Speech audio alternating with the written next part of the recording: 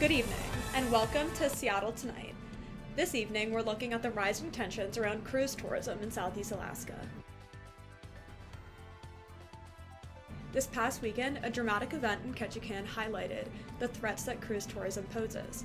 A windstorm made docking conditions treacherous, leading to the Celebrity Infinity cruise crashing into the town's dock. Here to help us discuss this is Madigan Jeffries, a specialist in environmental and conflict management.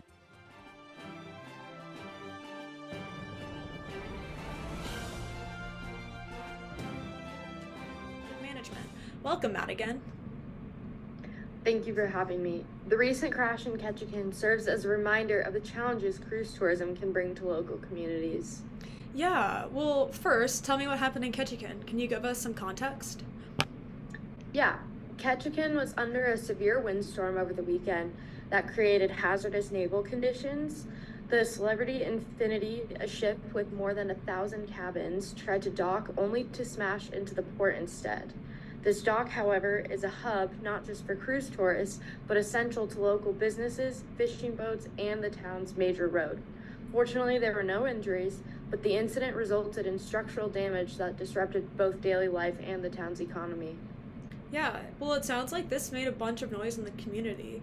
How does this incident fit into the broader context of the many issues stemming from cruise tourism in Southeast Alaska?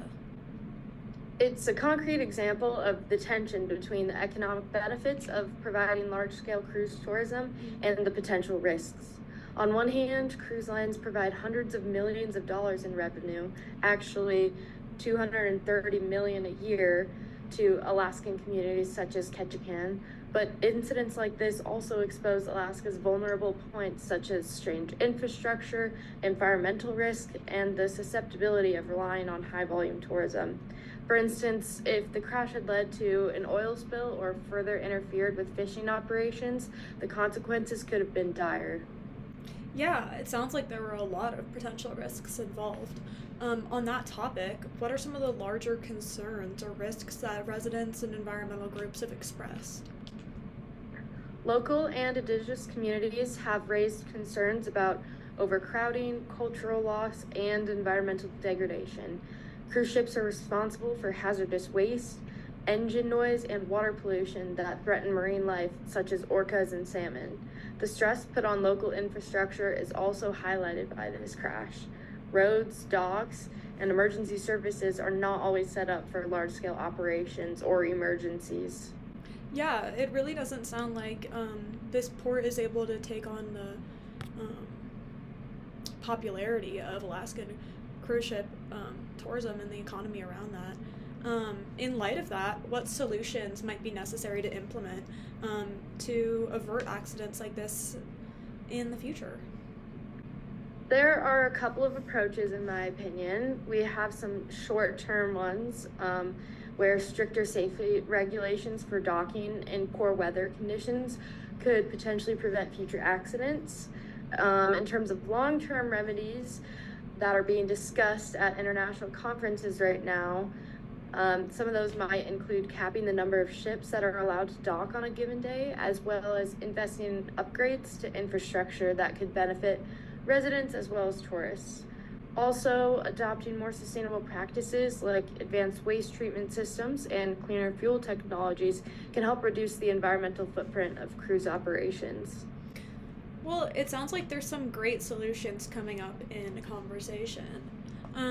Do you believe, as an expert, that any of these solutions are realistic, considering that the Alaskan economy relies so heavily on tourism?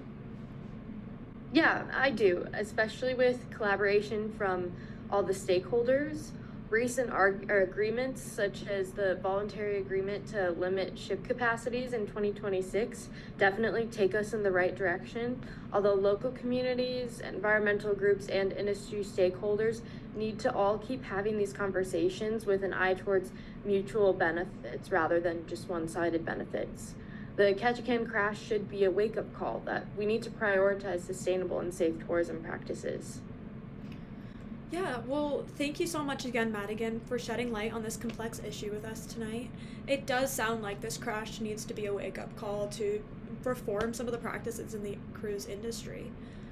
It's clear that there's a lot of work to be done, and that there's a lot of work being done in order to balance the economic benefits of tourism and the well-being of Alaskan communities. Well, that's all for tonight at Alaskan Tonight. Thank you so much for being with us, and good night.